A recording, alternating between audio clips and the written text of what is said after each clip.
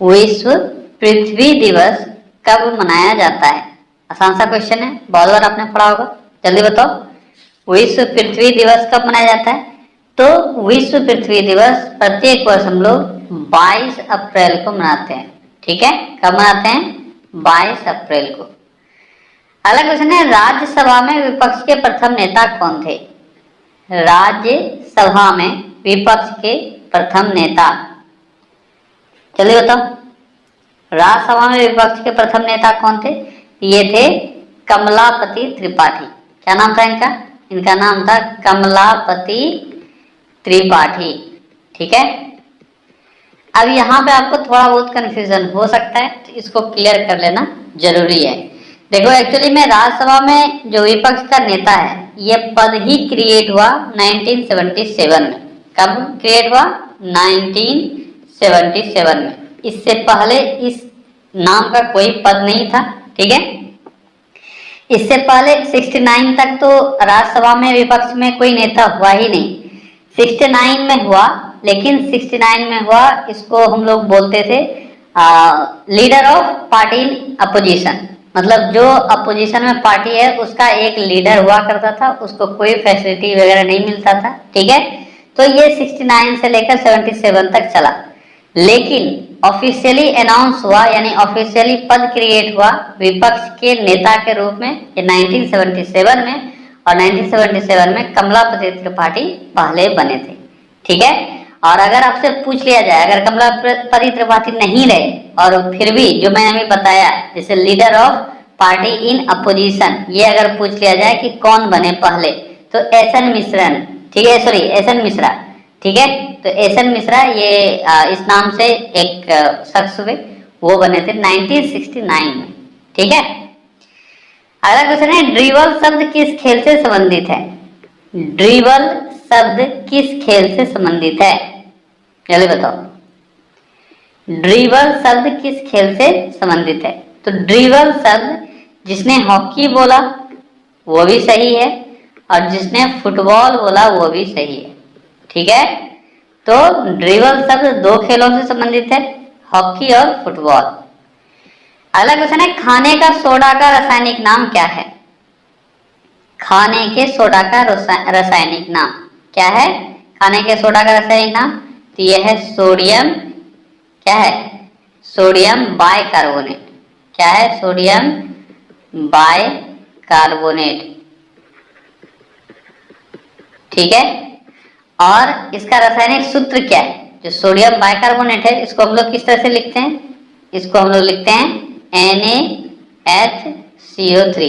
तो दोनों आपके एग्जाम में रहता है, इसलिए मैंने ले लिया। ठीक है, कभी वर्ड्स में लिखा रहता है, कभी आपके सूत्र में लिखा रहेगा, तो दोनों आपको आना चाहिए, और आसान है, हमेशा आपने पढ़ा है इसको।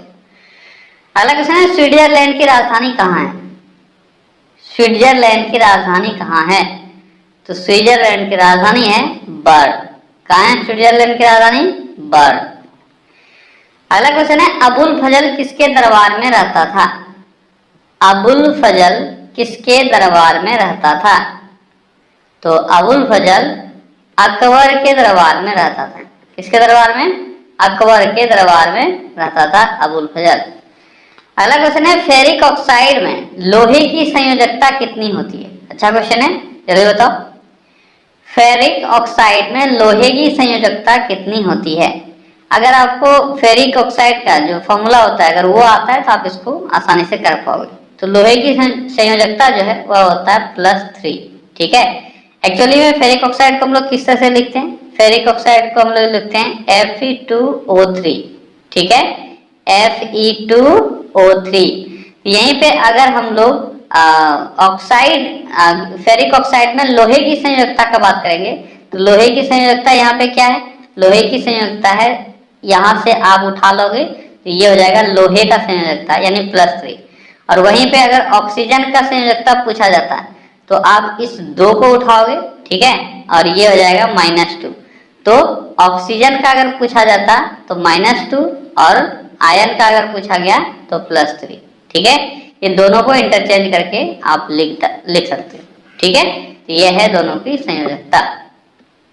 तो यहाँ पे लोहा का पूछा जा रहा था तो +3। अगला क्वेश्चन क्या है? खुदीराम बोस को मुजफ्फरपुर बम कांड केस में कब फांसी दी गई थी? मुजफ्फरपुर बम कांड कब हुआ था? यह हुआ था 1908 में, और इसमें खुदीराम बोस को फांसी की सजा दी गई थी। ठीक है। अगला क्वेश्चन है, वायकोम सत्याग्रह कहाँ चलाया गया था? वायकोम सत्याग्रह कहाँ चलाया गया था? तो वायकोम सत्याग्रह केरल में चलाया गया था। कहाँ चलाया गया था? केरल में। अगला क्वेश्चन है, वायकोम सत्याग्रह कब अस्तित्व में था? वायकोम सत्याग्रह का समय काल क्या था, ये आपको बताना है। क्या था वायकोम सत्याग्रह का? तो ये 1924-25 में एक्टिव था। कब? 1924-25 में। ठीक है। अगला क्वेश्चन है, आंवला में कौन सा एसिड पाया जाता है? आंवला में कौन सा एसिड पाया जाता है? तो आंवला में एस्कॉर्बिक एसिड पाया जाता है। कौन सा? एस्कॉर्बिक। ठीक है। अगला क्वेश्चन है, वर्ष 1975 में आपातकाल के घोषणा के समय भारत के राष्ट्रपति कौन थे? आपातकाल का जब घोषणा हुआ था 1975 में, उस वक्त के राष्ट्रपति कौन थे? कौन थे? फखरुद्दीन अली अहमद। क्या नाम था उनका? उनका नाम था फखरुद्दीन अली अहमद। ठीक है। ये थे उस वक्त के भारत के राष्ट्रपति। अगला क्वेश्चन है, अच्छा, और किसने अनाउंस किया था? इंदिरा गांधी ने। ये आपको तो पता है, इंदिरा गांधी पीएम थी उस वक्त। अगला क्वेश्चन है, सुल्तान की उपाधि धारण करने वाला पहला शासक कौन था? सुल्तान की उपाधि धारण करने वाला पहला शासक, तो सुल्तान की उपाधि धारण करने वाला पहला शासक था महमूद गजनवी। कौन था? महमूद गजनवी। ठीक है। इसने सबसे पहले सुल्तान का उपाधि धारण किया था। अगला क्वेश्चन है, गोल क्रांति का संबंध किस चीज के उत्पादन से है? गोल क्रांति का संबंध किस चीज के उत्पादन से है? तो गोल क्रांति का संबंध आलू के उत्पादन से है। अगला क्वेश्चन है, पॉजिट्रॉन की खोज किसने की थी? पॉजिट्रॉन की खोज किसने की थी? पॉजिट्रॉन की खोज किसने की थी? किसने की थी? एंडरसन ने। ठीक है। एंडरसन ने पॉजिट्रॉन की खोज की थी। अगला क्वेश्चन है, भौतिक अनुसंधान प्रयोगशाला कहाँ स्थित है? भौतिक अनुसंधान प्रयोगशाला कहाँ स्थित है? भौतिक अनुसंधान प्रयोगशाला कहाँ स्थित है? कहाँ स्थित है? अहमदाबाद में। ठीक है। अहमदाबाद में भौतिक अनुसंधान प्रयोगशाला स्थित है। अगला क्वेश्चन है, अंबेडकर का समाधि स्थल क्या कहलाता है? अंबेडकर का समाधि स्थल क्या कहलाता है? क्या कहलाता है? यह है चैत्रा भूमि। ठीक है। अंबेडकर के समाधि स्थल को चैत्रा भूमि के रूप में हम लोग जानते हैं। किस नाम से जानते हैं? चैत्रा भूमि के नाम से। किनका है ये? यह है अंबेडकर का। अगला क्वेश्चन है, संयुक्त राष्ट्र संघ की कुंजी किसे कहा जाता है? संयुक्त राष्ट्र संघ की कुंजी किसको कहा जाता है? किसको क्या कहा जाता है? ये कहा जाता है सुरक्षा परिषद को। सुरक्षा परिषद को। ठीक है। गैस देखो, ये सारे क्वेश्चंस बेहद इंपॉर्टेंट हैं और कभी ना कभी एग्जाम में पूछा जा चुका है, इसलिए अगर आपको नहीं आता है तो आप इसको अच्छे से याद कर लो। ठीक है। अगला क्वेश्चन है, शिवाजी ने कब तोरण के दुर्ग पर सबसे पहले विजय प्राप्त किया था? तोरण के दुर्ग पर सबसे पहले विजय प्राप्त शिवाजी ने कब किया था? कब किया था? तो ये क्या था? 1643-44 में। 1643-44 में शिवाजी ने तोरण के दुर्ग पर सबसे पहले विजय प्राप्त किया था। अगला क्वेश्चन है, जल में ध्वनि की चाल कितनी होती है? जल में ध्वनि की चाल कितनी होती है? कितनी होती है? ये होती है 1483 मीटर पर सेकेंड। याद रखना, जल में मैं पूछ रहा हूं यहाँ पे, जल में ध्वनि की चाल 1483 मीटर पर सेकेंड होता है। वहीं पे अगर हवा में बात करें तो हवा में ध्वनि की चाल कितनी होती है? तो हवा में ध्वनि की चाल 343 मीटर पर सेकेंड होता है। कितना होता है? 343 मीटर पर सेकेंड। और निर्वात में अगर ध्वनि की चाल पूछी जाए तो कितनी होती है? निर्वात में ध्वनि की चाल, चलिए बताओ कितनी होती है? 0 मीटर पर सेकेंड। ठीक है, यानी निर्वात में ध्वनि ट्रेवल नहीं कर सकती है। हवा में 343 मीटर पर सेकेंड और जल में मैंने बताया 1483 मीटर पर सेकेंड। ये 3 क्वेश्चन है जो बहुत बार एग्जाम में पूछा गया है, और अगर आपको आता है तो आप आसानी से 1 नंबर ले सकते हो। और सबसे अधिक किस में होता है ध्वनि का चाल? तो सॉलिड में होता है। ठीक है, स्पेशली अगर हम लोग बात करेंगे तो इस्पात यानी स्टील जो है उसमें इसका स्पीड बहुत ज्यादा होता है। अगला क्वेश्चन है, रोल गोल्ड किसका मिश्र धातु है? रोल गोल्ड किसका मिश्र धातु है? रोल गोल्ड में क्या होता है? रोल गोल्ड में क्या होता है? इसमें मिला होता है तांबा और एल्यूमिनियम। ठीक है, कॉपर और एल्यूमिनियम के मिश्रण को रोल गोल्ड कहा जाता है। एक फिक्स रेशियो में मिलाया जाता है इसमें। ठीक है, अगला क्वेश्चन है, भारतीय रेल का राष्ट्रीयकरण कब हुआ था? भारतीय रेल का राष्ट्रीयकरण कब हुआ था? तो भारतीय रेल का राष्ट्रीयकरण जो हुआ था ये हुआ था 1950 में। कब हुआ था? 1950 में भारतीय रेल का राष्ट्रीयकरण हुआ था। अगला क्वेश्चन है, धान का खैरा रोग किसकी कमी से होता है? धान का खैरा रोग किसकी कमी से होता है? तो धान का खैरा रोग जिंक की कमी से होता है। किसकी कमी से? जिंक की कमी से धान में खैरा रोग होता है।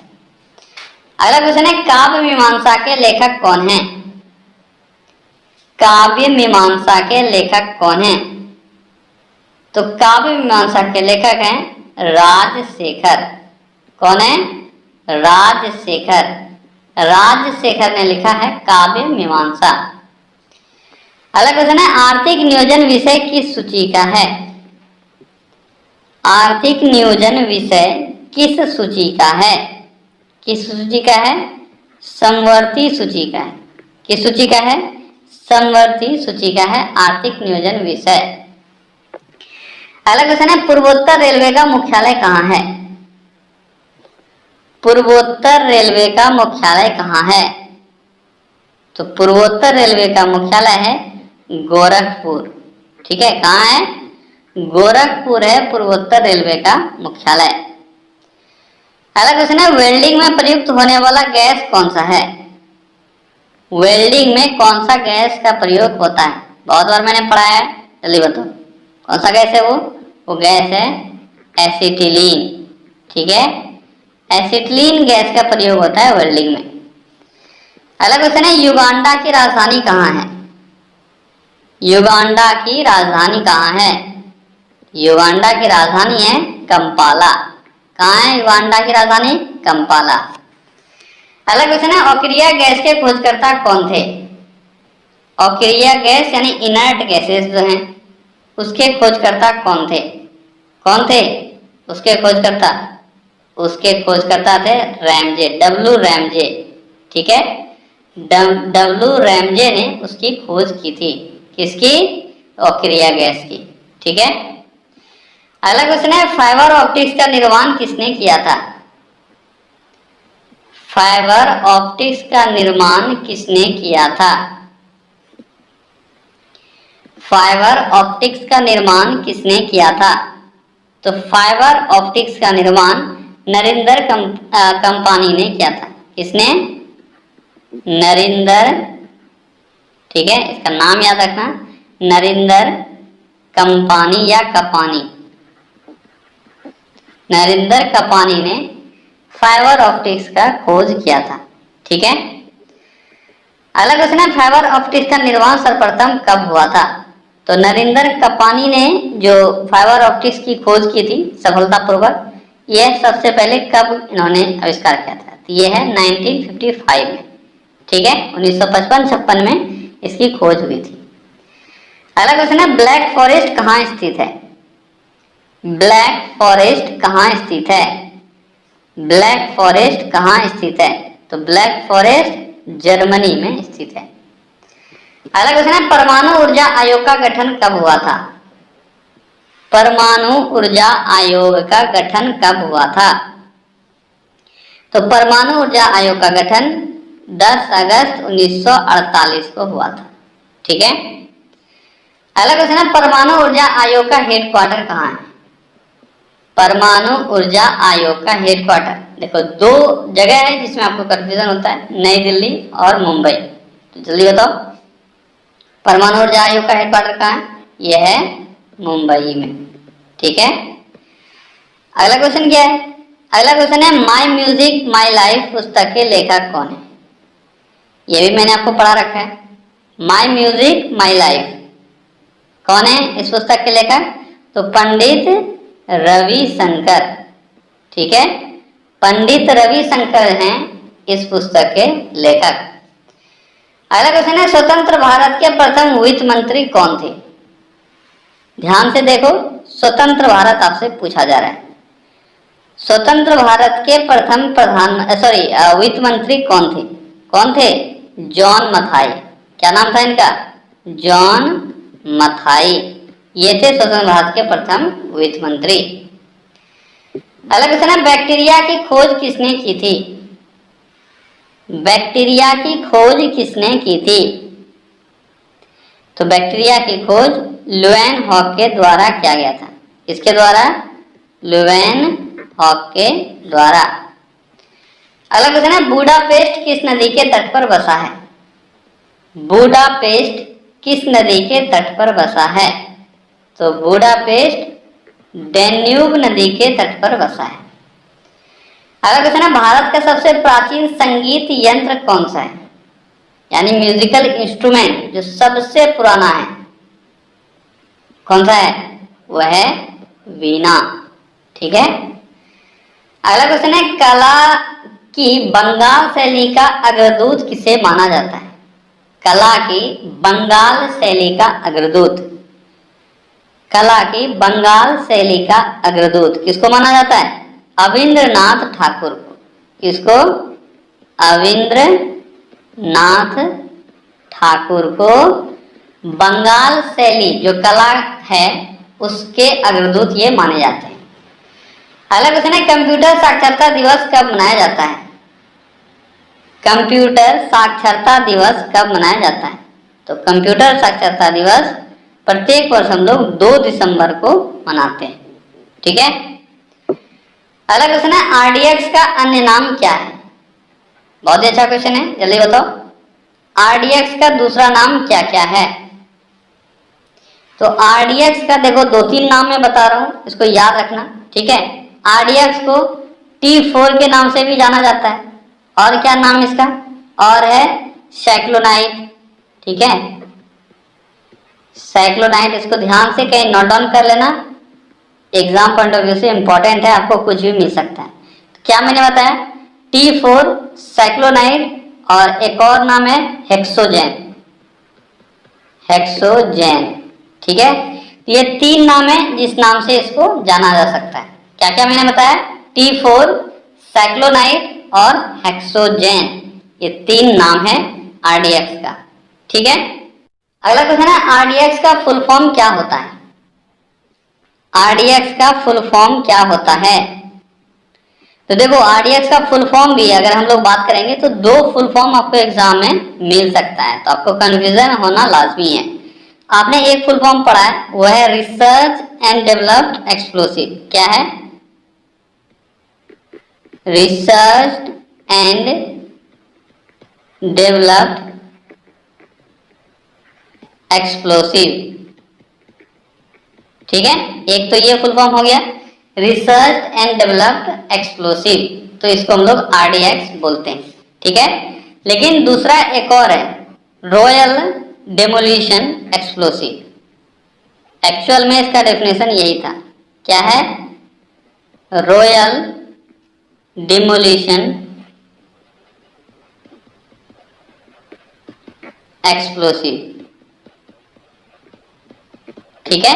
तो 2 मैंने बताया, इस दोनों को आपको नोट डाउन करना है और दोनों को याद रखना है। ठीक है, रिसर्च एंड डेवलप्ड एक्सप्लोसिव या तो ये या दूसरा रॉयल डेमोलिशन एक्सप्लोसिव। ठीक है, आई होप कि आपको यहां से ये याद रहेगा। अगला क्वेश्चन है, सबसे भारी प्राकृतिक तत्व कौन सा है? तो सबसे भारी प्राकृतिक तत्व, ध्यान देना है क्या पूछा जा रहा है। तो क्या है, यह है यूरेनियम। क्या है, यूरेनियम। ठीक है, यह सबसे भारी प्राकृतिक तत्व है। अगला क्वेश्चन है, ट्रैफलगर का युद्ध कब हुआ था? ट्रैफलगर का युद्ध कब हुआ था? कब हुआ था? 1805 में यह हुआ था, ट्रैफलगर का युद्ध। अगला क्वेश्चन है, क्रीमिया युद्ध कब लड़ा गया था? क्रीमिया युद्ध कब लड़ा गया था? तो क्रीमिया युद्ध कब लड़ा गया था? क्रीमिया युद्ध 1854 से 56 के बीच में लड़ा गया था।